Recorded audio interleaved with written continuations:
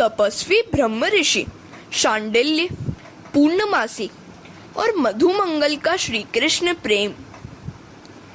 इन व्रज बालकों में से एक था ऋषि शांडिल्य का पुत्र मधुमंगल। उससे कन्हैया ने कहा, तू हमारे घर का तो खाता रहता है, किंतु अपने घर का तो हमें कभी खिलाता ही नहीं है। पवित्र ब्राह्मणों के घर का भोजन खाने से बुद्धि पवित्र होती है। इसी कारण से कन्हैया ने मधुमंगल के घर का भोजन खाना चाहा। यशोदा जी ने शांडिल्य ऋषि से कहा था कि मधुमंगल को रोज भोजन करने भेजना। यशोदा उनका बड़ा आदर करती थी। सो आज कन्हैया उस ऋषि पुत्र से कह रहा था, तू रोज मेरे घर आता है, आज मुझे तू अपने घर का खिला। मधुमंगल दौड़ते हुए अपने घर आया और अपनी माता पूर्णमासी से बात की। शांडिल्य ऋषि ब्रह्म मुहूर्त में शय्या त्याग करते थे, किंतु उनका नित्य कर्म रात्रि के 8 बजे समाप्त होता था। माता को बड़ा आनंद हुआ, किंतु अभी तक रसोई बनाई ही नहीं थी। शांडिल्य ऋषि प्रातः काल में गायत्री मंत्र की 24 माला फेरते थे। पंचायत देवों की पूजा, पंच देवों का अभिषेक, विश्वदेव यज्ञ होम, मध्याह्न संध्या, विष्णु सहस्त्र नाम पाठ, भागवत पाठ और अंत में भगवान के नामों का 21 जप करते थे। इतना सब करते करते सांझ ढल जाती थी। इन तपस्वी ब्राह्मण को खाने तक का समय नहीं मिलता था, सो वे रात्रि के समय फलाहार करते थे। वे एक बार भजनानंद मिला नहीं कि फिर भोजन आनंद, सांसारिक सुख नीरस लगते हैं। हमारे जीव को भजन में आनंद नहीं मिलता है, सो अन्य विषयों में आनंद ढूंढता रहता है। ब्राह्मण अवतार तप करने के लिए, विलास के लिए नहीं। भगवान नहीं चाहते हैं कि ब्राह्मण विलासी हो जाए। वैश्य और क्षत्रिय का विलास तो कुछ अंशों में क्षम्य है, किंतु ब्राह्मण का विलास अक्षम्य है। यदि अंतकाल तक ब्राह्मण पवित्र रहे, विलास की कामना तक न करे, तो भगवान उसे दिव्य आनंद देते हैं। पतिव्रता का धर्म है कि जब तक पति ने भोजन न किया हो, तब तक वह भी भोजन न करे। शांडिल्य और पूर्णमासी अत्यंत पवित्र थे। पूर्णमासी के भी पति के साथ साथ फलाहार ही करती थी। उनका एकमात्र पुत्र मधुमंगल तो यशोदा के घर भोजन कर लेता, अतः पूर्णमासी कभी रसोई बनाती ही नहीं। यदि स्त्री अपने पति के प्रति ईश्वरत्व का अनुभव नहीं करती है, ईश्वर का भाव नहीं रखती है, तो उसे पत्थर की मूर्ति में से कभी भगवान नहीं मिलेंगे। जीवन की आवश्यकताओं के घटते बढ़ने के साथ पाप पुण्य घटते बढ़ते रहते हैं। चाहिए का तो कभी अंत ही नहीं है, सो अपनी आदत और जरूरत कम करते रहो। निश्चय करो कि मुझे भगवान के सिवाय और कुछ भी नहीं चाहिए। पवित्र ब्राह्मण अपने घर में किसी भी वस्तु का संग्रह नहीं करता। हरे कृष्णा। पूर्णमासी के घर में तो कुछ भी न था। घर में देखा तो बस थोड़ी सी छाछ थी। खट्टी होगी तो कन्हैया को पसंद नहीं आएगी, ऐसा सोचकर उसकी कड़ी बनाई। मधुमंगल से कहा, मुझ गरीब ब्राह्मणी के घर और तो है नहीं, बस यही दे देना। परमात्मा कभी यह नहीं देखते कि जीव उनके लिए क्या लाया है, वे तो मात्र यह देखते हैं कि वह कौन से भाव से लाया है। ईश्वर केवल भाव देखते हैं। वस्तु को देखने वाला जीव है, और भाव को देखने वाले हैं भगवान। भगवान को हमेशा सर्वोत्तम वस्तु का भोग लगाओ। तो मधुमंगल वह छाछ लेकर आया। अन्य सभी बालक तो भांति भांति की मिठाई लाए थे, इसीलिए मधुमंगल ऐसी छाछ देते हुए शर्माने लगा। उसने सोचा कि यदि मैं ऐसी छाछ कन्हैया को दूंगा तो मुझे सारा जन्म ऐसी खट्टी छाछ ही पीनी पड़ेगी। कान्हा उपवास भी करेगा कि उसकी माँ खट्टी है, सो छाछ खट्टी है। ऐसा सोचकर मधुमंगल स्वयं ही छाछ पीने लगा। भगवान की दृष्टि उस पर पड़ी। अरे मधुमंगल, तेरी माँ ने यह छाछ मेरे लिए भेजी है और मुझे देने के बदले तू ही पिए जा रहा है। मेरी मौसी पूरणमासी ने यह मेरे लिए बड़े प्यार से भेजी है, मुझे भी तो पीने दे।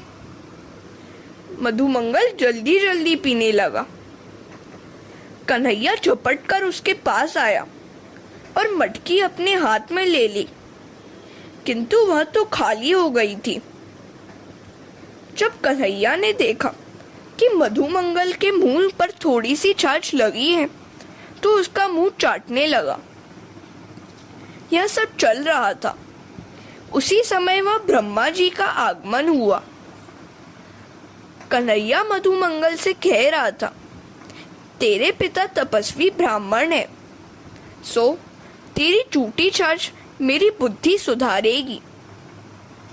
श्री कृष्ण बालक के साथ बालक, भोगी के साथ भोगी, योगी के साथ योगी और ज्ञानी के साथ ज्ञानी है। बालक ब्रह्म ज्ञान की बातें समझ नहीं सकते, अतः वे उनका मन खाने पीने की बातों, माखन चोरी आदि से हटते हैं। वे बालकों के मित्र बनकर अनायास ही ब्रह्मानुभव कराते हैं। कन्हैया को मधुमंगल का मुंह चाटते हुए पाया तो ब्रह्मा जी को आश्चर्य हुआ। यह कैसा भगवान है? लोग श्री कृष्ण को ईश्वर मानते हैं और यह तो इधर गोप बालकों का मुंह चाटता फिरता है। ईश्वर कभी ऐसा भी हो सकता है क्या? ब्रह्मा पशुपेश में डूब गए हैं। यह वही ब्रह्मा है जिन्होंने क्षीर सागर में जाकर शेष साई भगवान से अवतार लेने की प्रार्थना की थी और उनके देवकी जी के गर्भ में आने की गर्भ स्तुति की थी। आज ये ब्रह्मा जी श्री कृष्ण की सगुण लीला देखकर चकरा गए हैं। सगुण ब्रह्म की चित्र विचित्र लीला को देखकर ब्रह्मा जी सरीखे भी असमंजस में पड़ जाते हैं, तो सामान्य जीव की तो बात ही क्या। निर्गुण ब्रह्म को समझना कुछ आसान है, किंतु सगुण ब्रह्म की लीलाओं का पार पाना बड़ा कठिन है। तुलसीदास जी ने भी कहा है, निर्गुण रूप सुलभ अति, सगुण न जाने कोई। हरे कृष्णा। ब्रह्मा जी का मोह और उसका नाश। ब्रह्मा जी ने परीक्षा लेने की सोची कि यह कृष्ण ईश्वर है या कोई साधारण देव। यह मुझ जैसी सृष्टि बना पाएगा तो मैं मानूंगा कि यह कृष्ण ईश्वर ही है। यदि मेरी कसौटी पर यह पार उतरेगा तो मैं इसे ईश्वर मानूंगा। ब्रह्मा जी माया के बल से सभी बछड़ों को ब्रह्मलोक में उठा ले गए। भोजन करते करते बालकों को अपने बछड़ों की याद आई। देखा तो बछड़े वहां थे ही नहीं। कन्हैया से उन्होंने बात की। कन्हैया ने मित्रों से कहा, तुम भोजन करो, मैं बछड़ों को ले आऊं। कृष्ण बछड़ों को ढूंढने चले। इस प्रसंग में एक और रहस्य भी है। जब तक बच्चे भगवान को ही दृष्टि में रखकर भोजन कर रहे थे तब तक उन्हें आनंद मिला, किंतु बछड़ों की चिंता होते ही विषयों में उनका मन जा लगा तो ब्रह्मा बछड़ों को उठा ले गए और ईश्वर ही दूर हो गए। कन्हैया को ढूंढने के लिए दूर जाना पड़ा। गोप बालक ब्रह्मा के अधीन हो गए, ब्रह्मा की माया के अधीन हो गए। ब्रह्मा भी काल का एक रूप है। सांसारिक विषयों की ओर मन गया नहीं कि जीव को ब्रह्मा रूपी काल पकड़ लेता है। भोजन करते समय यदि दृष्टि भगवान की ओर रहेगी तो भोजन भी भजन हो जाएगा। भोजन करते समय यदि दृष्टि भगवान की ओर रहेगी तो भोजन भी भजन ही है। भोजन अतिशय स्वादिष्ट न होना चाहिए। स्वादिष्ट अधिक होगा तो भरपेट खाया जाएगा। बहुत खाने से मन आलसी हो जाता है। स्वाद रहित भोजन होगा तो मात्र भूख के लिए ही खाया जा सकेगा। जिसे परमात्मा का भजन करना है उसे आलसी नहीं बनना है। भोजन एक अनिवार्य शरीर धर्म है, वह पाप नहीं है, किंतु भोजन ही के साथ तन्मय होना पाप है। श्री कृष्ण बछड़ों को ढूंढ न पाए तो वापस लौटे। इधर आकर देखा तो गोप बालक गायब थे। श्री कृष्ण समझ गए कि यह सब ब्रह्मा जी की ही करतूत है। ब्रह्मा जी शायद भूल गए हैं कि मैं भी उनका दादा हूँ। कहीं पर विष्णु को ब्रह्मा का पिता कहा है तो कहीं पर पितामह। देवी भागवत के 9वें स्कंद में सृष्टि की उत्पत्ति की कथा है। सृष्टि की उत्पत्ति के बारे में सभी शास्त्र एकमत नहीं है। जगत की उत्पत्ति के विषय में भी की गई विचारना भिन्न है। महात्माओं ने ईश्वर के स्वरूप के बारे में ही अधिक विचार किया है।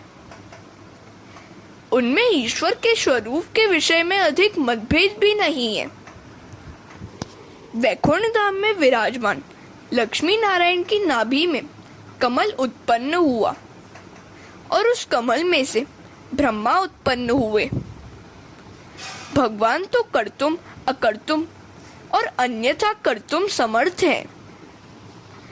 कृष्ण की यह इच्छा सृष्टि है। कन्हैया ने ही उन सभी बालकों और बछड़ों का रूप धारण किया। वे अपने ही स्वरूप से खेलते हैं, यह निश्चित है। ज्ञानी अपने शरीर से नहीं, आत्मा से खेलते हैं। एक है भोगार्थ सृष्टि, जिसे जीव सृष्टि कहते हैं। इस सृष्टि तो पंचभूत रहित भगवान की लीला सृष्टि है। मात्र अन्य को आनंद देने की सृष्टि से की गई है सृष्टि लीला सृष्टि।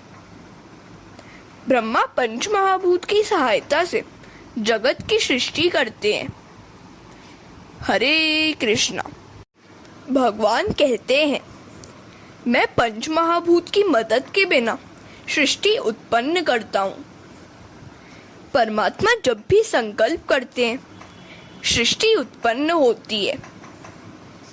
जब ईश्वर पंच महाभूत को उत्पन्न करते हैं तब उनके आधार से ब्रह्मा जगत उत्पन्न करते हैं।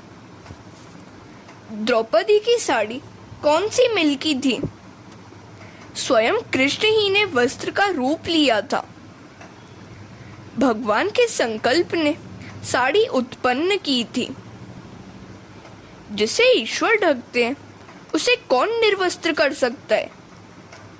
यह तो श्री कृष्ण का संकल्प था, लीला थी। श्री कृष्ण ने गोप बालकों की कमली, लकड़ी आदि के अनेक रूप धारण किए। वैष्णव ब्रह्म के परिणाम वादन में विश्वास रखते हैं और वेदांती विवर्तवाद में। जगत गुरु शंकराचार्य का वाद विवर्तवाद है। यह जगत मिथ्या है, असत्य है। इसके अधिष्ठाता सत्य होने के कारण यह जगत सत्य रूप भासमान होता है। वस्तुतः ईश्वर तो एक ही है। एक ही परमात्मा अनेक रूप धारण करते हैं, किंतु उनके वे स्वरूप सत्य नहीं है। अविद्या के कारण असत्य जगत सत्य आभासित मात्र है। फिल्म में तो हम देखते हैं कि हनुमान जी लंका को जला रहे हैं, किंतु पर्दे का तो एक धागा भी जल नहीं पाता, क्योंकि यह आभासी सृष्टि है, चित्र नहीं, पर्दा सत्य, अधिष्ठान सत्य, ब्रह्म स्वरूप फलक सा है और जगत चित्र सा। माया के कारण यह सब दिखाई दे रहा है। श्री महाप्रभु जी कहते हैं, ब्रह्म निर्विकार है, फिर भी ब्रह्म का परिणाम होता है। दोनों सिद्धांत सत्य है। श्री कृष्ण सत्य है और उनके कारण ही लाठी का भास होता है। ब्रह्म निर्विकार रहते हुए भी विकारी होते हैं।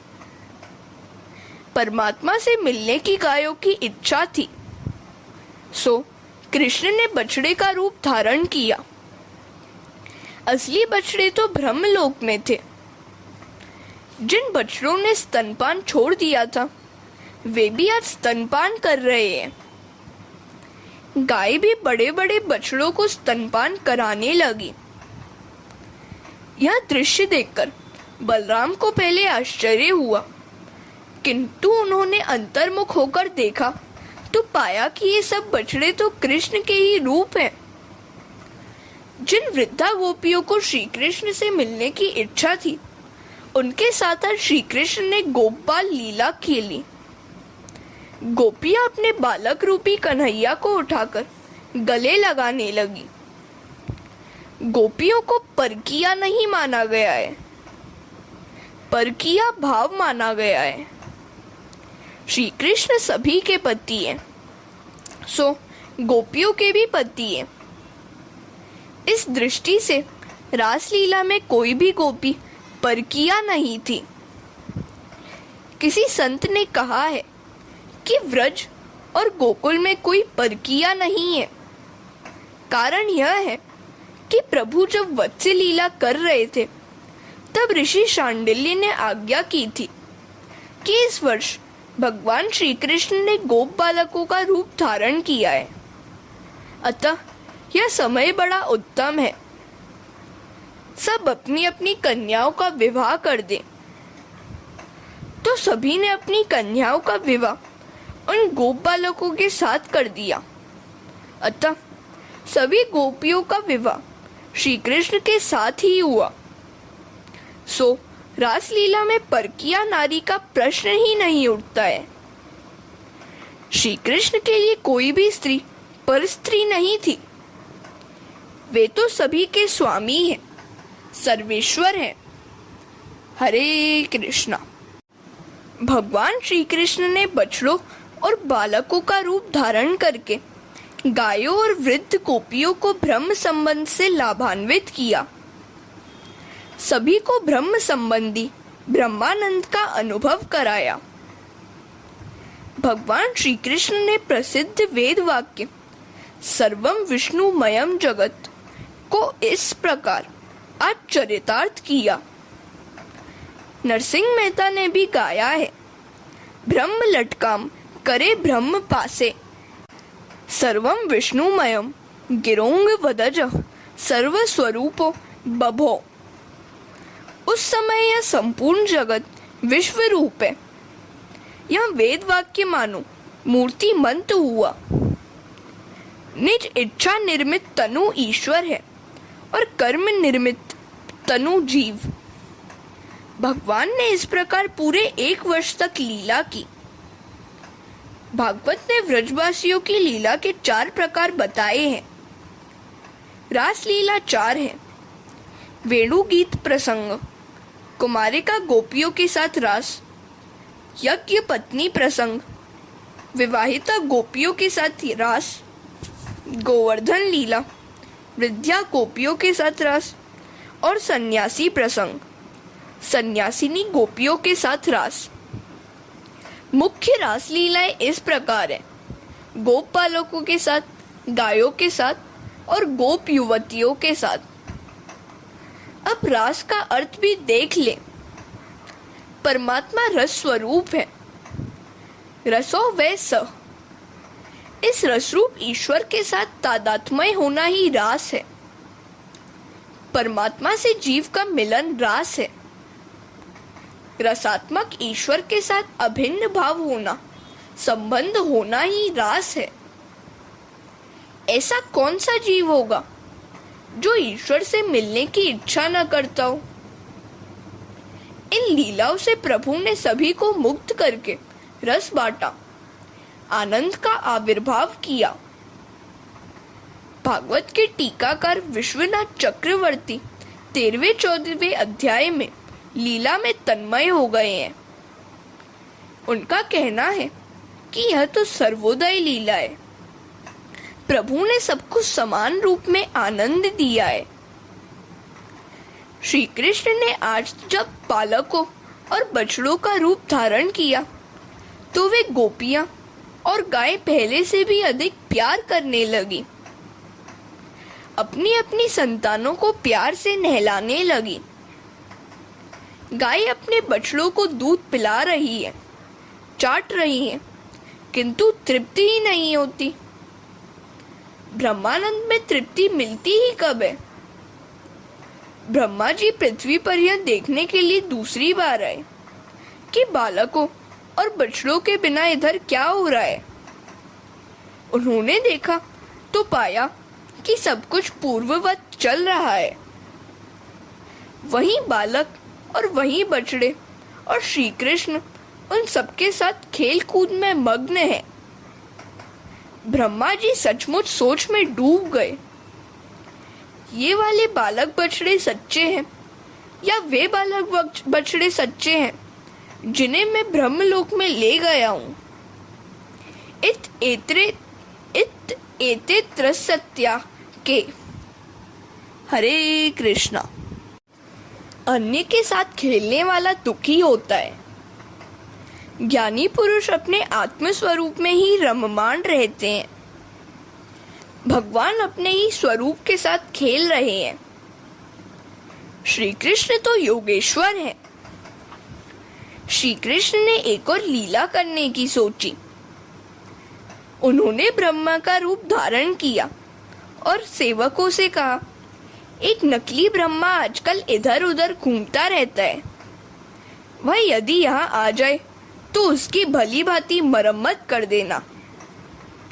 सोच में डूबे हुए ब्रह्मा जी जब ब्रह्मलोक में पहुंचे तो सेवकों ने उनकी मरम्मत करनी शुरू कर दी। तू तो नकली है। सच्चे ब्रह्मा जी तो राजप्रसाद में बैठे हुए हैं। ब्रह्मा जी ने आंखें बंद करके ध्यानवस्थित होकर देखा तो अपने सिंहासन पर श्री कृष्ण को बैठा हुआ पाया। सभी बालक और बछड़ों में भी उन्हीं को पाया। परब्रह्म का उन्होंने दर्शन किया। ब्रह्मा जी बाल कृष्ण की परीक्षा लेने चले थे, किंतु स्वयं उन्हीं की परीक्षा हो गई। कृष्ण में नारायण स्वरूप का दर्शन हुआ। मेरे नारायण ही श्री कृष्ण का रूप लेकर आए हैं। ब्रह्मा जी स्तुति करने लगे। ब्रह्मा की वह स्तुति बड़ी अद्भुत है। व्यास जी ने इसमें चारों वेद एकत्र कर दिए हैं। आपका स्वरूप वर्षाकालीन मेघ के समान श्याम है। उस पर पीतांबर बिजली की भांति दमक रहा है। कानों में गुंजा के कुंडल और सिर पर मोर पंख का मुकुट है। आपके मुख की शोभा अनोखी है। वक्ष स्थल पर वनमाला झूल रही है। हाथ में दही भात का ग्रास, बगल में लकड़ी और सींग तथा कमर पर बांसुरी बंधी हुई है। कमल से भी कोमल चरणों वाले और मधुर गोप बालवेशी आप परमात्मा को मैं वंदन करता हूँ। श्री कृष्ण मेघ के समान श्याम है। परमात्मा ने मेघ समान वर्ण धारण किया है, क्योंकि मेघ संत है। मेघ नमकीन पानी पीकर लोगों को मधुर जल देता है। नमकीन पानी दुख का और मीठा पानी सुख का प्रतीक है। अतिशय दुखी को सुखी करके जो दूसरों को सुख देता है वह संत है। स्वयं सुख भोग कर दूसरों को सुखी करने वाला सज्जन तो है, किंतु संत नहीं है। कृष्ण के गले में गुंजा माला है। माता यशोदा द्वारा पहनाई गई मोती की माला कन्हैया ने दूसरे गोप बालक को दे दी थी। घर आकर माता से उन्होंने कहा, माँ, मैं यह कंठी लाया हूँ। मोती की माला तो मैंने अपने एक मित्र को दे दी। लाला को तो गुंजा की माला ही बड़ी प्यारी लगती है। इसी कारण से तो श्रृंगार की समाप्ति गुंजा माला से ही की जाती है।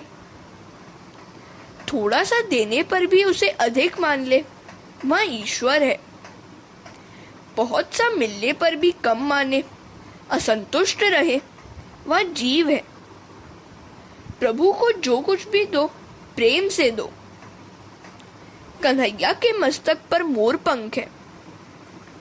प्रभु को कामसुख त्यागी बड़ा प्रिय। हरे कृष्णा। कामसुख त्यागी को परमात्मा अपने सिर पे रखते हैं। लौकिक कामसुखों का त्याग करोगे तो प्रभु तुम्हें अपने मस्तक पर बिठलाएंगे। मोर शारीरिक संबंध से प्रचोत्पत्ति नहीं करता है, सो उसे भगवान ने यह सम्मान दिया है। ब्रह्मा जी परमात्मा की स्तुति कर रहे हैं। आपका स्वरूप पंच महाभूतों का नहीं, किंतु स्वयं सर्जित है। परमात्मा का स्वरूप अप्राकृत अलौकिक है।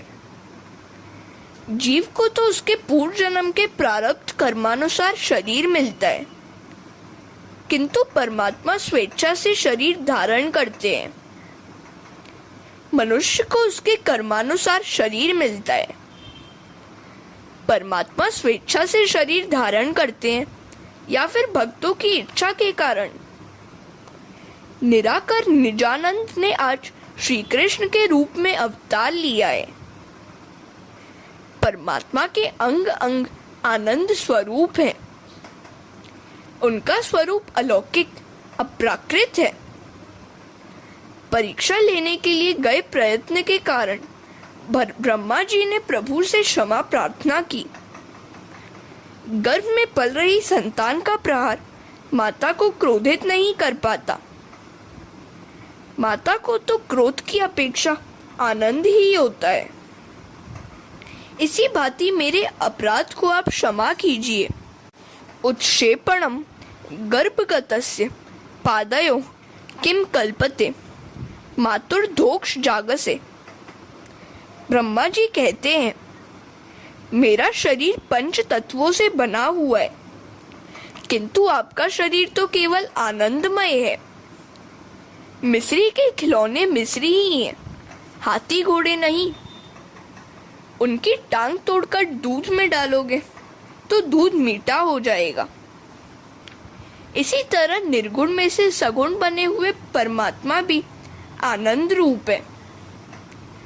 भगवान श्री कृष्ण का शरीर पूर्ण आनंदमय है।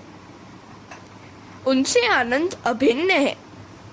निराकार आकार धारण कर भी ले, फिर भी तत्व तो वहीं रहता है। व्रज की गायों और स्त्रियों को धन्य है, जिनके दूध रूपी अमृत को पीने के लिए आपने बछड़े और गोप बालकों का रूप धारण किया।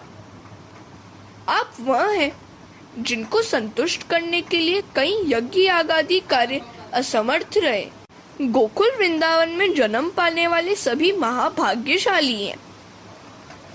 जब तक मनुष्य प्रभु के भक्त नहीं होते हैं, तब तक उनके लिए राग द्वेष आदि चोर समान है। घर कारागृह है और मोह पावों में पड़ी जंजीर के समान है। भक्त बनने के बाद ये सब मोक्षदाता बन जाते हैं। सभी प्राणियों की आत्मा है श्री कृष्ण। समग्र जगत श्री कृष्ण से व्याप्त है। जो मनुष्य मुरारी भगवान के चरण पल्लव रूप नौका का आश्रय लेते हैं, उनके लिए यह संसार समुद्र केवल बछड़ों के कदमों के निशान जितना ही गहरा है, अर्थात गहरा नहीं है, वे इसे अनायास ही पार कर जाते हैं। भक्ति के बिना मात्र ज्ञान प्राप्त करने का प्रयत्न तो छाल को ओखली में रखकर कूटने जैसा है, जो निष्फल ही रहता है। मात्र भक्ति ही मोक्षदायिनी है। हरे कृष्णा। ब्रह्मा जी ने वंदन और स्तुति करके क्षमा याचना की। ब्रह्मा जी ने भोजन में विक्षेप किया था, अतः स्तुति समाप्त होने पर भी श्री कृष्ण मौन रहे। किसी के भोजन और नींद में बाधा डालना पाप है। ब्रह्मलोक में नींद में सोए हुए बालक 1 वर्ष के बाद जागे। उन्होंने सोचा कि आज ही लीला हुई है। यह लीला 1 वर्ष तक चली, सो वे अघासुर वध की कथा अपनी माताओं को जल्दी कह न पाए। कुछ महात्मा इसे ब्रह्म मोह निवारण लीला कहते हैं। श्रीधर स्वामी ने इसे सर्वोदय लीला कहा है।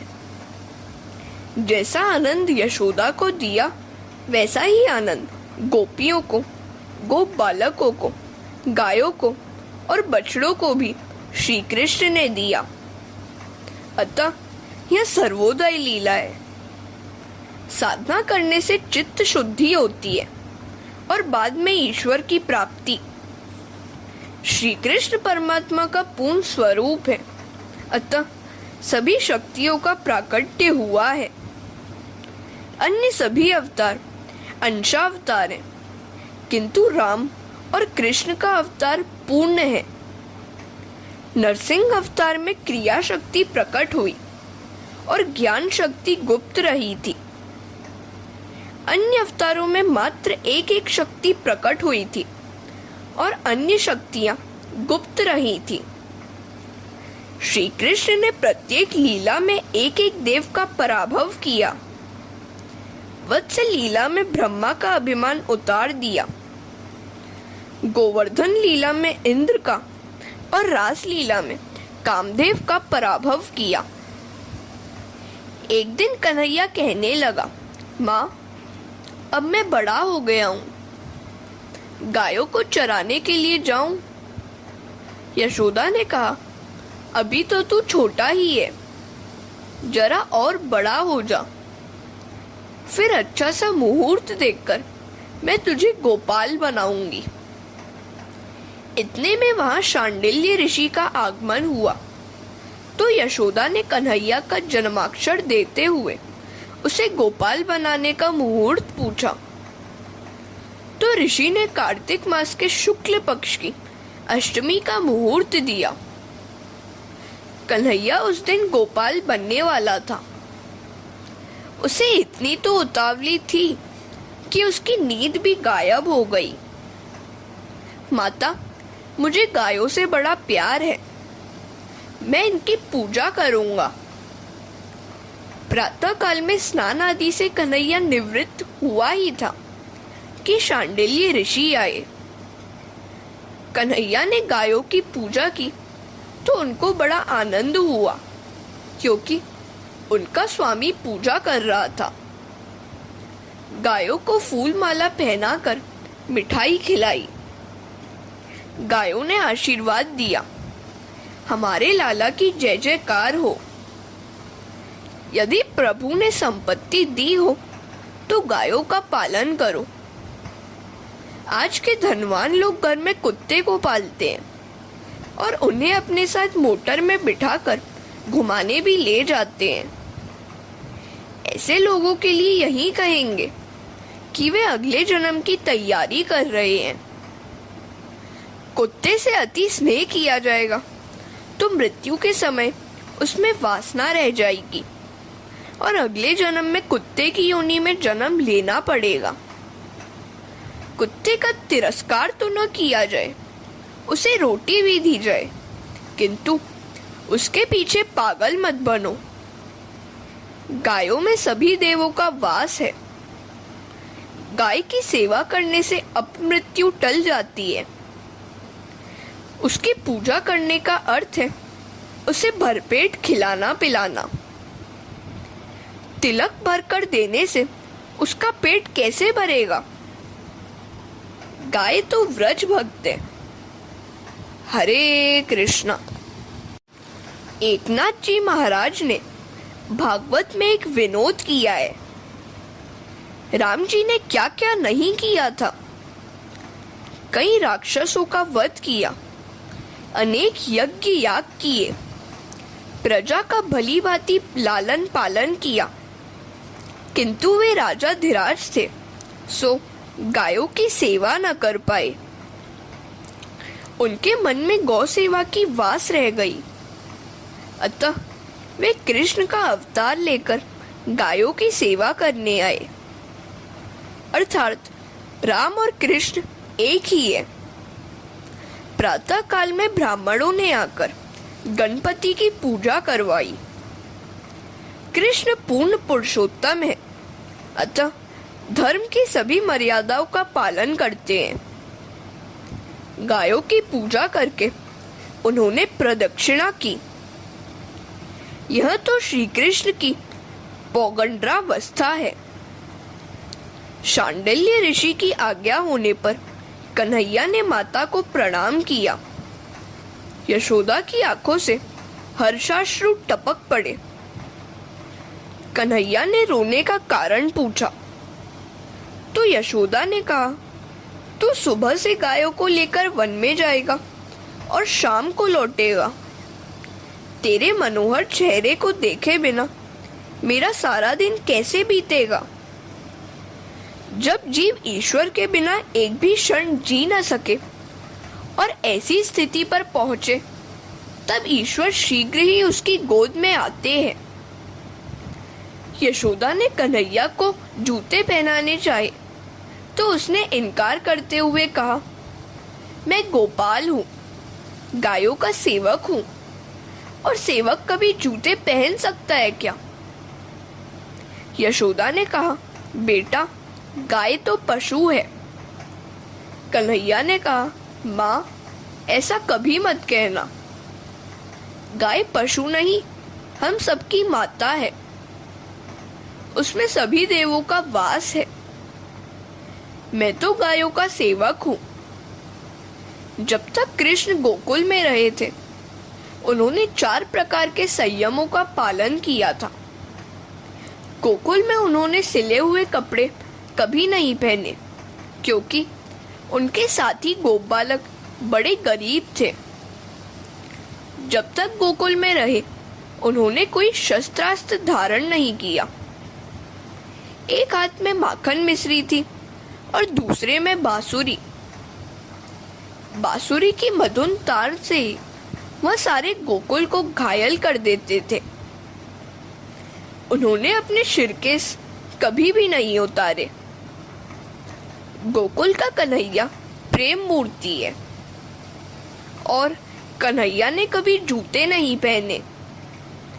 श्री कृष्ण ने गायों की जैसी सेवा की, वैसी न तो कोई कर सका है और न कोई कर पाएगा। गायों को खिलाने पिलाने के समय उसने कभी कुछ खाया पिया तक नहीं था।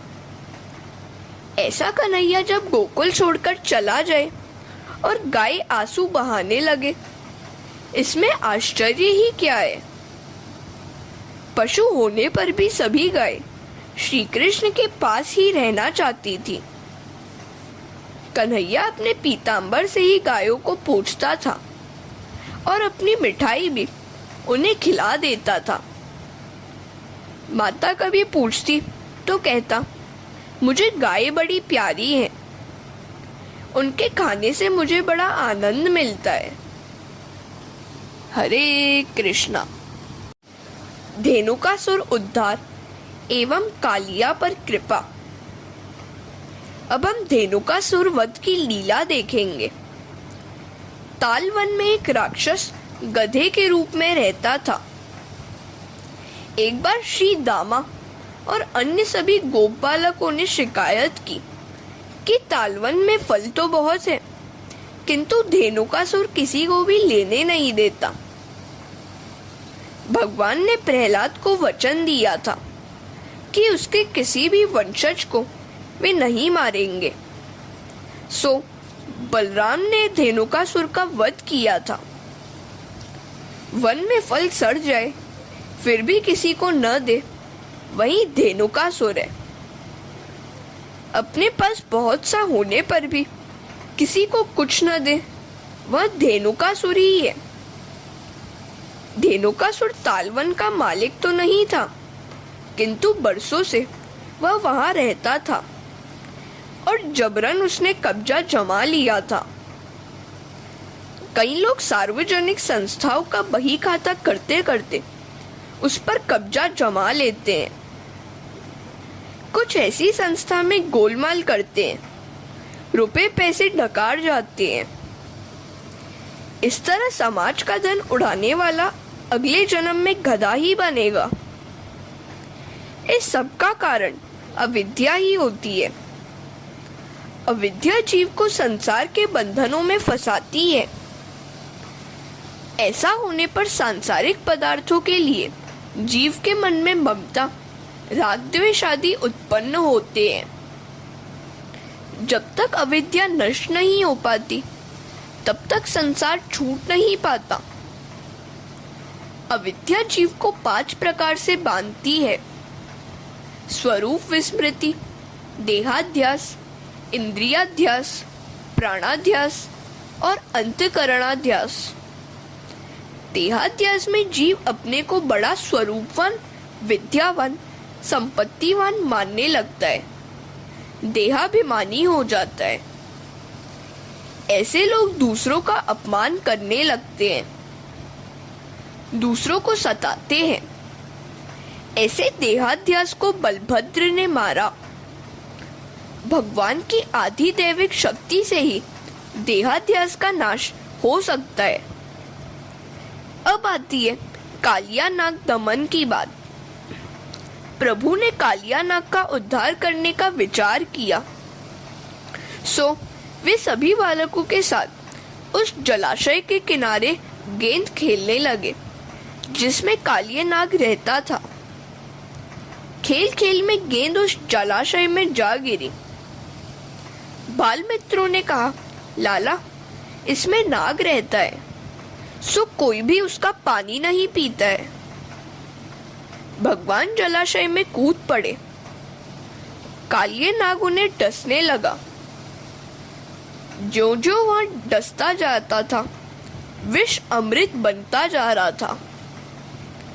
कन्हैया ने एक हाथ में फन पकड़ा, दूसरे में पूंछ, फिर फन पर आरूढ़ हो गए। सभी बालक भयभीत हो गए, किंतु कन्हैया ने डांडस बंधाया और फन पर नृत्य करने लगा। कन्हैया अपना वजन बढ़ाता जाता था, अतः कालिया नाग व्याकुल हो गया।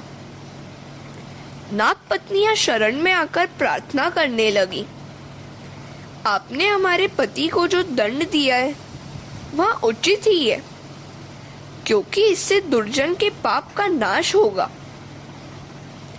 आप तो कर्मानुसार सभी को दंड देते हैं। रावण वध के समय मंदोदरी ने भी ऐसा ही कहा था। उसने रामचंद्र जी से प्रार्थना करते हुए कहा था, मेरे पति के कुकर्म ही उनकी इस हीन दशा के लिए कारणभूत है। इनको मारने में आपका कोई दोष नहीं है। हरे कृष्णा। नाग पत्नियां श्री कृष्ण से कहने लगी, वैसे तो हमारा पति दुष्ट नहीं है, क्योंकि उसके मस्तक पर आपने अपने चरण रखे हैं। श्री कृष्ण ने कालिया नाग से कहा, तेरे कारण यह सारा जलाशय विषैला हो गया है, सो तू यहाँ से कहीं दूर चला जा। कालिया नाग ने कहा, प्रभु, मैं जाने से इनकार नहीं करता हूँ, किंतु मुझे गरुड़ जी का डर लगता है। कन्हैया ने कहा, मेरे मंगलमय चरणों के स्पर्श के कारण गरुड़ जी तुझे कभी नहीं सताएंगे। कालिया नाग गरुड़ जी के भय के कारण पानी में छिपा हुआ था। कालिया नाग का फन तो मर्यादित था, हमारे तो हजारों हैं। हमारे संकल्प विकल्प फन ही है। भगवान से प्रार्थना करो, मेरे मन के कालिया नाग का दमन करो, उस पर अपने चरण पधराओ। कालिया नाग के तो मुख में ही विष था, हमारी तो एक एक इंद्रिय में और मन में भी विष भरा पड़ा है। एक व्यक्ति हमें आंखों का कांटा लगता है तो दूसरा आंखों का रतन। ऐसे राग द्वेष विषय विकार आदि विष ही तो हैं। जब तक इंद्रिया वासना रूप विषय में भरी हुई है तब तक भक्ति नहीं हो पाएगी। इंद्रियों में समाहित विष को नष्ट करना है। इस विष को सत्संग से कम करते रहो। कालिया नाग इंद्रियाध्यास है। यमुना रूपी भक्ति में इंद्रियाध्यास आए तो शुद्ध भक्ति की नहीं जाएगी। भोग और भक्ति पारस्परिक शत्रु है। भक्ति के बहाने इंद्रियों को बहलाने वाला कालिया नाग है। न केवल इंद्रियों से किंतु मन से भी विषयों का त्याग करोगे तो भक्ति सिद्ध होगी। भक्ति में विलासिता विस्तर घुस जाने पर भक्ति नष्ट हो जाती है। भक्ति मार्ग के आचार्य वल्लभाचार्य जी, रामानुजाचार्य जी, चैतन्य महाप्रभु जी आदि सब परिपूर्ण वैरागी थे। पूर्ण वैराग्य के बिना भक्ति हो नहीं पाती। भक्ति ज्ञान वैराग्य की जननी है।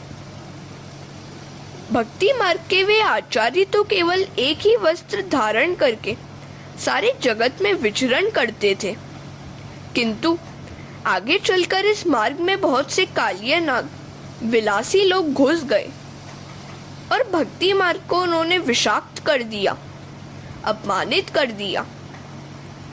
सेवा करना आसान नहीं है। संसार सुख का मन से भी त्याग करने वाला देव सेवा और देश सेवा कर सकता है।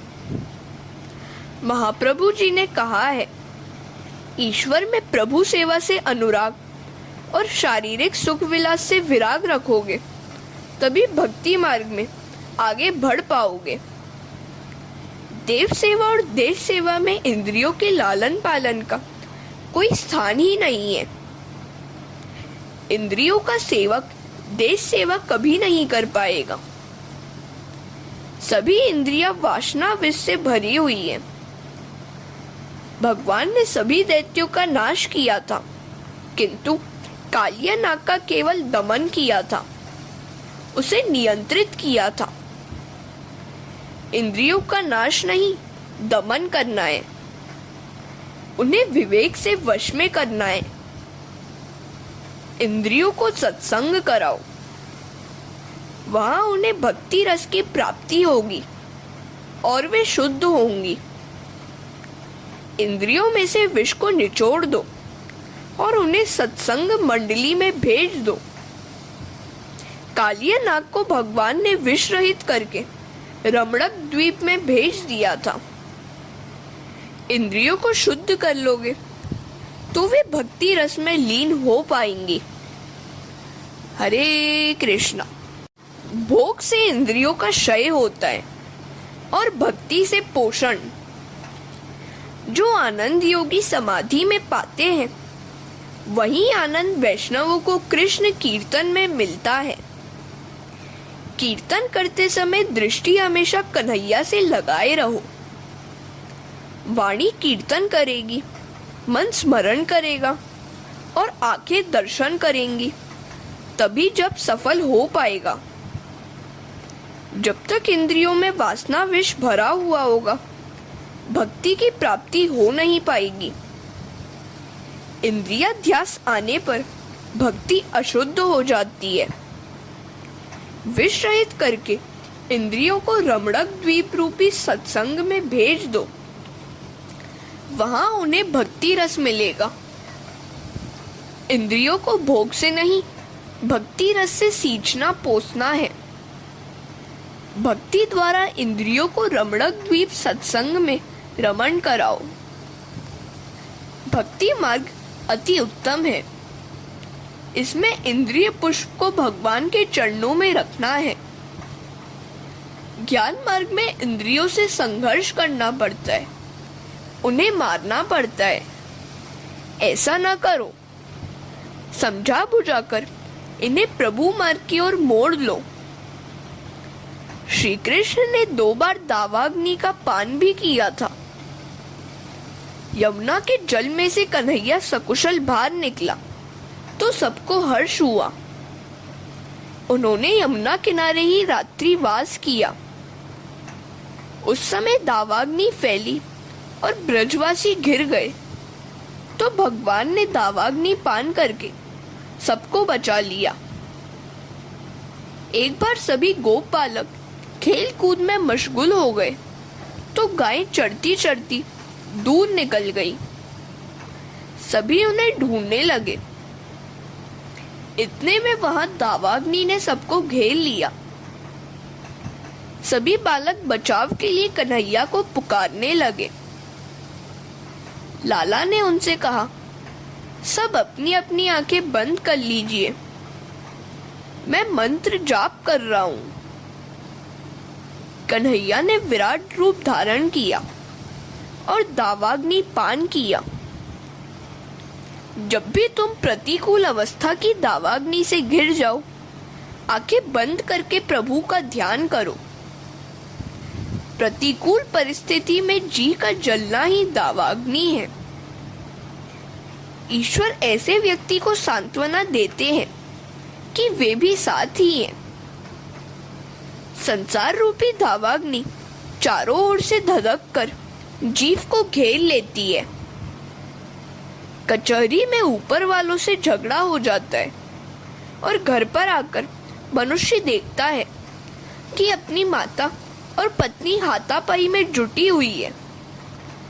पक्ष किसका लिया जाए, माता का या पत्नी का? यह सांसारिक दावाग्नि सभी को घेरे हुए है। ऐसे समय तो उन गोप बालकों की भांति आंखें बंद करके भगवान की शरण लो। वे सब दुखों को पी जाएंगे, दूर कर देंगे। प्रभु का नाम जब सांसारिक दावाग्नि को बुझा देगा। भगवान ने प्रलंबासुर का भी वध किया था। प्रलंबासुर अर्थात बड़ी बड़ी वासना। इन वासनाओं के कारण जीव ईश्वर से मिल नहीं पाता। शब्द ब्रह्म का चिंतन करोगे तो अंतःकरण की वासनाओं का धीरे धीरे क्षय होगा। रासलीला में जाना है सो सभी दुर्गुणों का नाश करो। दुर्गुण रहित होकर शुद्ध होने पर ही जीव रासलीला में स्थान पा सकता है। कन्हैया की बांसुरी सुनकर उनकी मधुर तान का गोपियों ने जो वर्णन किया है वही वेणु गीत है। सुहावनी शरद ऋतु आई, वृंदावन की शोभा अनोखी हुई है। मंद मंद सुगंधित पवन बह रहा था। भगवान ने गायों और गोपालों के साथ वृंदावन में प्रवेश किया। गायों को चराते हुए कृष्ण वंशी बजाने लगे। गोपियां वंशी के गीत संगीत में लीन हो गईं। बांसुरी वादन तो नाथ ब्रह्म की उपासना है। बांसुरी जब तक नहीं बजती कृष्ण के दर्शन भी हो नहीं पाते। हरे कृष्णा। वेणु गीत। वेणु श्रवण का आनंद वह आनंद है जिसके सामने विषय आनंद और ब्रह्मानंद भी तुच्छ है। इस नाद ब्रह्म के समक्ष सभी आनंद निकृष्ट हैं। गोपियां घर में रहकर बांसुरी सुन सकती थी और भगवान की लीला भी देख सकती थी। गोपियों को दूरदर्शन और दूर श्रवण की सिद्धियां प्राप्त हुई थी। वेणु गीत के श्लोक भिन्न भिन्न गोपियों के हैं।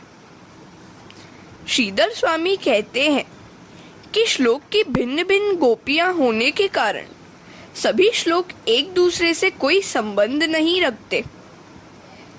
गोपियां कहती हैं, हमारे नयन तथा नयन युक्त जीवन की यही सफलता है कि जब श्याम सुंदर श्री कृष्ण और गौर सुंदर बलराम गोप बालकों के साथ वन में गाय चराने के लिए आते जाते हों, अपने ओष्ठ द्वय पर मुरली धारण किए हों और हमारी ओर प्रेम भरी तिरछी चितवन से देख रहे हों, उस समय हम उनकी मुख माधुरी का पान कर सकती हैं। बलराम श्री कृष्ण उत्तम नटों की भांति अत्यंत शोभायमान है। ऐसे कृष्ण के दर्शन करने वाली आंखें ही सार्थक हुई हैं। ऐसे दर्शन के बिना नेत्रों की ओर कोई सार्थकता ही नहीं है। जिस प्रकार नेत्रों की सफलता श्री कृष्ण के दर्शन पाने में है, वैसे ही देह की सफलता सभी इंद्रियों के कृष्ण सेवा में जुटने में है। अरे सखी, कन्हैया वंशी बजा रहा है, जरा सुन तो, वह वंशी नहीं, कृष्ण की पटरानी है। मैंने सुना है कि जब वह भोजन करने बैठता है तब बांसुरी को कमर की फेट में ही रखता है, और जब सोता है तब उसे अपने साथ सेज पर ही रखता है। बांसुरी उसकी पटरानी जो है, प्रभु के अधर बांसुरी का तकिया है, हाथ गादी है, आंखें दासियां हैं, पलके पंखे हैं और नथनी छत्र है। इस बांसुरी का परमात्मा के साथ विवाह हुआ है, अतः उसे नित्य संयोग प्राप्त हुआ है। इस वेणु ने अपने पूर्व जन्म में न जाने कौन सी तपश्चर्या की है कि उसे कृष्ण के अधरामृत का नित्य पान करने का सौभाग्य प्राप्त हुआ। एक गोपी ने बांसुरी से पूछा, अरे सखी, तूने ऐसा कौन सा पुण्य कमाया था कि प्रभु ने तुझे अपनाया है? बांसुरी कहती है, मैंने बड़ी तपश्चर्या की थी, मेरा पेट खाली है, मैं अपने पेट में कुछ भी नहीं रखती। बांसुरी कहती है, अपने पेट में कुछ नहीं रखती, सो मैं भगवान की प्यारी हूँ। डंडा सारा वैर, द्वेष, कटुता अपने पेट में ही रखता है। यह सब पेट में सजोए रखने की वस्तु नहीं है। जो बांसुरी जैसा बन पाता है वह भगवान को भाता है। बांसुरी ने कहा कि मुझ में कई गुण हैं, मैंने कई कष्ट झेले हैं, 6 ऋतुओं की मार भी मैंने सही है। किसी ने मेरा पेट कुरेद कर पोला कर दिया, फिर भी मैं चुप रही। मैंने कई कष्ट झेले, सो भगवान ने मुझे पसंद किया। चाहे जितने दुखद प्रसंग आते रहे, धीरज न गंवाना। कम खाने वाले का शरीर निरोग रहता है और गम खाने वाले का मन निरोग रहता है। बांसुरी अपने स्वामी की इच्छानुसार ही बोलती है। इसी तरह भगवान की जो इच्छा हो वही बोलो। गप लड़ाने वाला अविवेकी हो जाता है, वह स्वयं ही अपना विनाश करता है और दूसरों को भी हानि पहुंचाता है। हम सबके स्वामी हैं ईश्वर, उनकी इच्छा को ही वाणी दी जानी चाहिए। मैं अपने स्वामी की इच्छा को ही सुरों में ढालती हूँ, सो सज्जन, दुर्जन, छोटे बड़े नाग, कस्तूरी मृग, गाय सभी डोलने लगते हैं। सभी को आनंद हो वैसी मधुर तान बांसुरी छेड़ती है। हरे कृष्णा। बांसुरी ने बहुत कुछ सहन किया, तभी प्रभु के सम्मुख हो पाई है। जो सोच विचार कर दुख सह लेता है, उसके पाप जल जाते हैं। मधुर बोलने का निश्चय करो। किसी के दिल को चोट लगे ऐसा कभी न बोलो। लकड़ी की मार तो भुलाई जा सकती है, किंतु शब्दों की मार हमेशा याद रह जाती है। कुछ कठोर भी बोलना पड़े तो प्रेम से बोलो। बांसुरी का एक गुण और भी है कि जब भी वह अकेली होती है तब वह मौन ही रहती है। तुम भी ईश्वर के ध्यान के समय मौन पालन करो। कई लोग तो शरीर से सावधान रहते हैं, मुंह बंद रखते हैं, किंतु मन से चलते फिरते और बोलते रहते हैं। मौन का अर्थ है मन से भी कुछ न बोला जाए। मन का मौन ही सर्वोत्तम मौन है। महारानी बांसुरी बोल देने के बाद अपने पेट में कुछ भी नहीं रखती। अरे सखी, देख तो सही, बांसुरी के स्वर को सुनकर ये वृक्ष भी मद की धारा बहा रहे हैं। कन्हैया के बांसुरी वादन से वृक्षों को आनंद होता है। उनकी बेटी जो परमात्मा से विवाहित हुई है।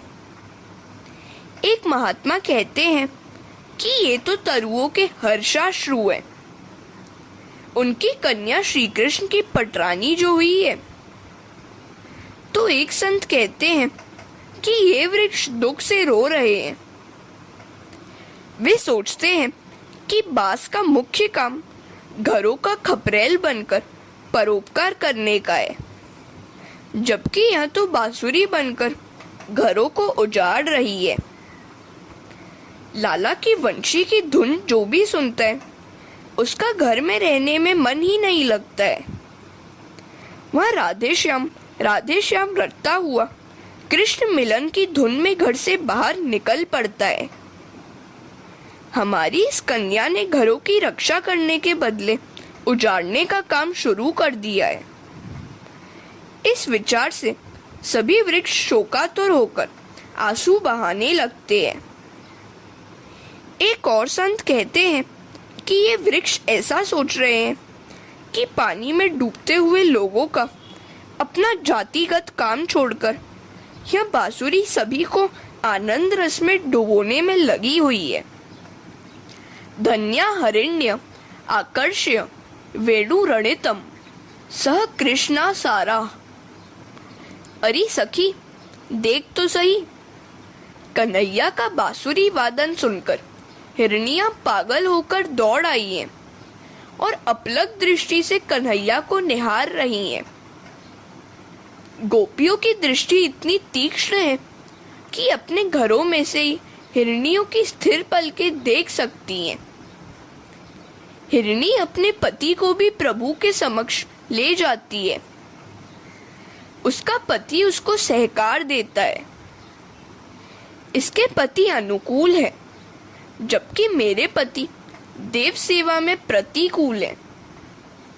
और तो मैं क्या कहूँ, मेरी अपेक्षा ये हिरनियां धन्य ही है, भाग्यशाली भी है कि कृष्ण की पूजा नयन कमल चढ़ाकर करती हैं।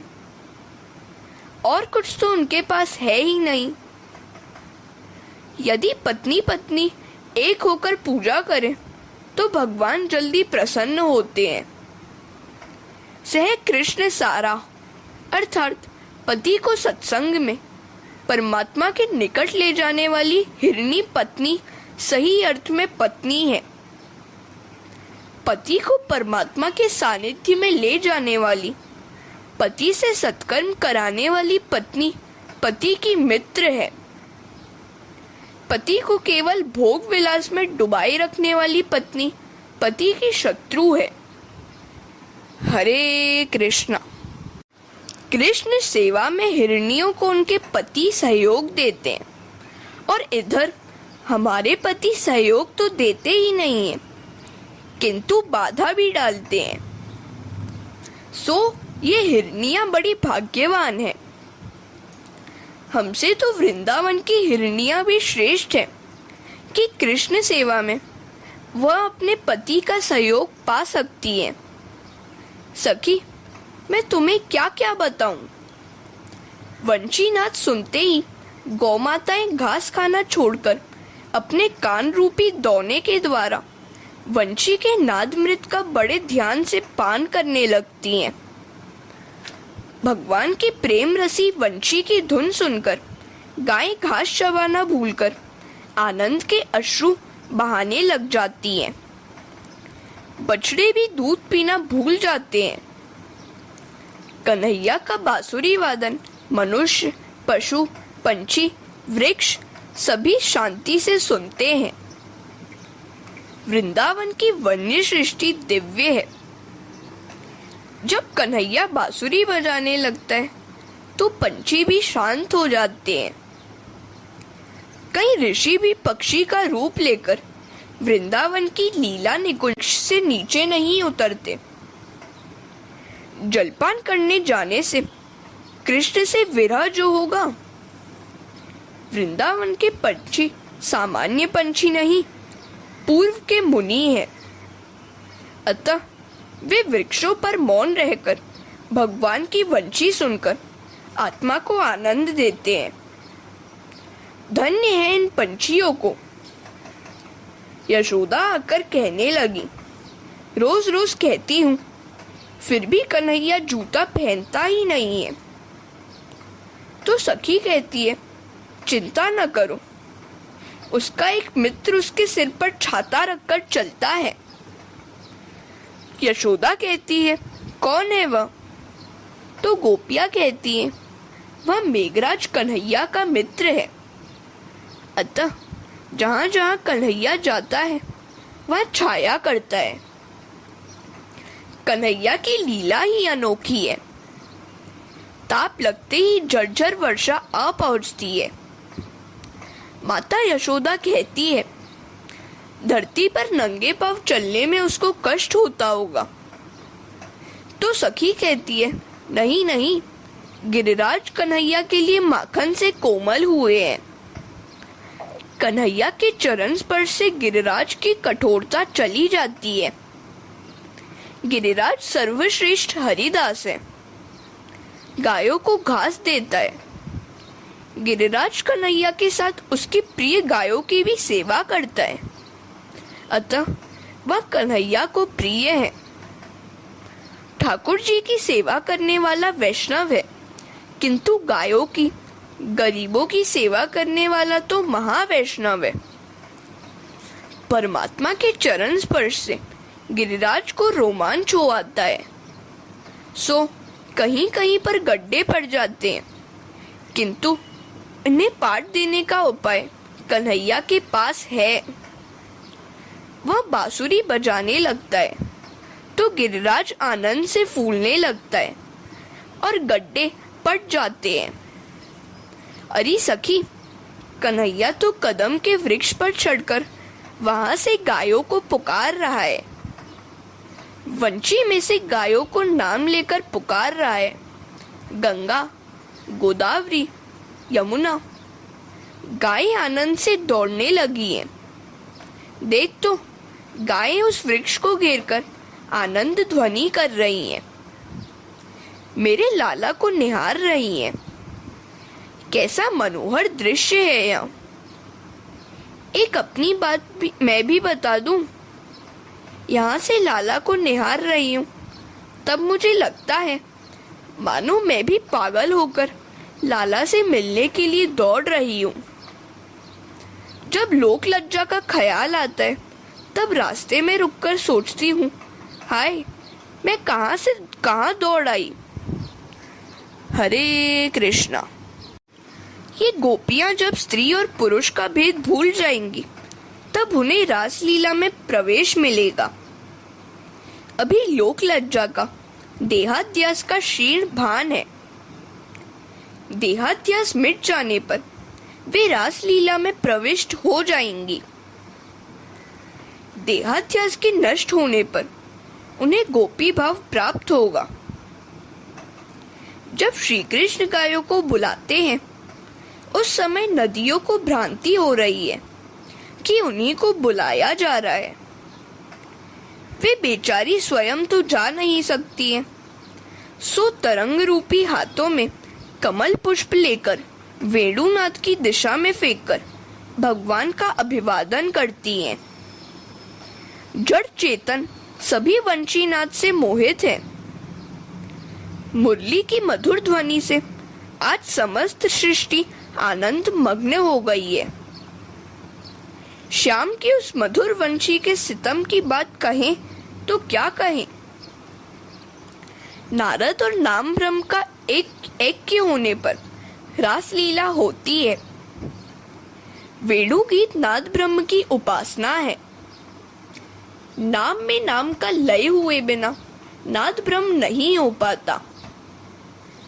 गोपियां कितनी तन्मय हो गई थी। वन में हो रहा वेणुनाद वे घर में रहते हुए भी सुन सकती थी। जब दृश्य, दर्शन और दृष्टा एक हो जाते हैं, तब दर्शन में एकाग्रता, तन्मयता हो पाती है। ईश्वर तो रोज रोज वंशी बजाकर जीव को अपनी ओर बुलाते रहते हैं, किंतु यह बधिर जीव सुनता ही नहीं है। वृंदावन की बातें और कृष्ण की कथा करते करते गोपियां अनायास समाधिस्थ हो गईं। वर्णयन्त्यो मिथो गोपय क्रीडास्तन्मयताम ययुः। श्री कृष्ण क्रीड़ाओं के वर्णन करती हुई गोपियां श्री कृष्णमयी हो गई। उनके हृदय में लीलाओं की स्फुरना होती है। उन्हें ध्यान, धारणा आदि की जरूरत ही नहीं थी। योगी जन नाक पकड़कर प्राणायाम करके ब्रह्म दर्शन करने का प्रयत्न करते हैं, फिर भी वे सफल नहीं होते हैं, किंतु वही ब्रह्म दर्शन गोपियों को अनायास हो जाता है। गोपियां योगियों से भी श्रेष्ठ हैं। प्राणायाम, प्रत्याहार, ध्यान, ध्यान से जो आनंद योगी को मिलता है, वही आनंद गोपियां अनायास पाती है। योगियों सा कष्ट भी इन्हें सहन नहीं करना पड़ता है। सभी इंद्रियों को भक्ति रस का दान करती हुई गोपियां श्री कृष्ण में तन्मय हो गई हैं। इस लीला में अनायास ही उनका निरोध हो पाता है। योगियों द्वारा कष्ट साध्य ब्रह्मानंद गोपियों को अनायास ही मिल जाता है। गोपियों की समाधि दिव्य है। वह तो प्रेम संन्यासिनी है। उन्होंने श्री कृष्ण के लिए सांसारिक सुखों का त्याग किया है। सुखदेव जी जैसे योगी भी इनकी कथा कहते हैं। उन्हें लगता है कि वे संसार और वस्त्रों का त्याग करके सन्यासी बने हैं, जबकि गोपियां तो संसार में रहकर और साड़ियां पहनकर भी सन्यासिनी बनी है। हरे कृष्णा। सुखदेव जी गोपियों की लीला का वर्णन करते हुए पागल हो गए हैं। यह गोपियों की नहीं, ज्ञानी की, योगी की कथा है। ज्ञान और भक्ति बढ़ाओगे तो रासलीला में प्रवेश मिलेगा। ज्ञान और भक्ति बढ़ाने से क्या? व्रजवासी गोवर्धन पर्वत पर गए थे। तुम भी वर्ष में 1 महीने की छुट्टी लेकर पवित्र तीर्थ में वास करो। प्रवृत्ति को कम करके निवृत्ति लो। 11 महीने नौकरी धंधा किया, अब 1 मास ताप्ती नर्मदा जैसी किसी भी पवित्र नदी के किनारे बसकर जप, ध्यान, कीर्तन करो। हर बरस में 1 महीना ठाकुर जी के लिए निवृत्त होकर तीर्थवास करो। सारा वर्ष घर ही में रहना अच्छा नहीं है। गृहस्थ का घर भोग भूमि है, जहाँ छोटे बड़े पाप हो ही जाते हैं। ममता विषमता लाती है और विषमता पाप। 1500 विष्णु सहस्त्र नाम का पाठ करने से 1 विष्णु याग का फल मिलता है। पवित्र तीर्थों में बसकर वहीं पाठ करो। सांसारिक प्रवृत्तियों में लगे रहने पर ठीक तरह से भक्ति कर पाना आसान नहीं है। घर में तो भगवान के साथ साथ स्त्री, संतान, धन संपत्ति की भी पूजा होती रहती है। सो भक्ति पूर्णतः सफल नहीं हो पाती। रासलीला भागवत का फल है। रासलीला में पुरुष और नारी का नहीं, पूर्ण पुरुषोत्तम और शुद्ध जीव का मिलन है। सभी इंद्रियों से भक्ति रस का पान करता हुआ जो जीव अपना स्त्रीत्व या पुरुषत्व भुला दे, वही गोपी है। अपना पुरुषत्व या नारीत्व याद आता रहेगा तो गोपी भाव नहीं जाग पाएगा। इस सर्वोत्तम गोपी भाव में तो अपना देहभान, अपना नारीत्व या पुरुषत्व का विस्मरण करना है। यही देहभान शेष होगा तो काम नष्ट नहीं होगा। काम भुलाए जाने पर ही गोपी भाव जागता है। परमात्मा का इस प्रकार स्मरण करो कि अपना देहभान ही न रहे। ज्ञान मार्ग के अनुसार अज्ञान के कारण उस भेद का आभास होता है जिसका नाश करना है। भक्ति मार्ग भेद का नाश करके अभेद सिद्ध करने को कहता है। भक्त भक्ति के सहारे भेद का नाश करके श्री कृष्ण के साथ एक हो जाता है। वासना का क्षय होने पर जीवन सुधरता है। पूतना रूपी वासना और तृणावर्त रूपी रजोगुण का नाश होने पर जीवन सात्विक होगा। भक्ति रस सभी इंद्रियों को पुष्ट करेगा। दावाग्नि शांत होने पर वेणु गीत सुना जा पाएगा। यह सब तैयारी रास में जाने की है। ईश्वर का प्रत्यक्ष स्वरूप है नाद ब्रह्म। इसमें तन्मयता होने पर परब्रह्म की प्राप्ति होगी। वेणु गीत में ब्रह्मचारिणी गोपियों का रास है। यज्ञ पत्नियों के प्रसंग में विवाहिता और गोवर्धन लीला में वानप्रस्थी गोपियों के साथ रास है। वेणुनाद में नाद ब्रह्म की उपासना करती हुई गोपियां तन्मय हो गई। गोपियों ने कात्यायनी व्रत किया, सो कृष्ण ने उन्हें दिव्य वस्त्रों का दान दिया। एक बार गोप बालकों को भूख लगी तो उन्होंने कन्हैया से बात की। कन्हैया ने उनको यज्ञ कर रहे ब्राह्मणों के पास भेजा। ब्राह्मणों ने कुछ भी नहीं दिया, किंतु ब्राह्मणों की पत्नियों ने उन्हें भोजन कराया। यही है यज्ञ पत्नियों के उद्धार की संक्षिप्त कथा। अन्नदान सर्वोत्तम दान है। भगवान गरीबों और परम पवित्र ब्राह्मणों के मुख से भोजन करते हैं। सभी को यथाशक्ति भोजन कराओ। हरे कृष्णा।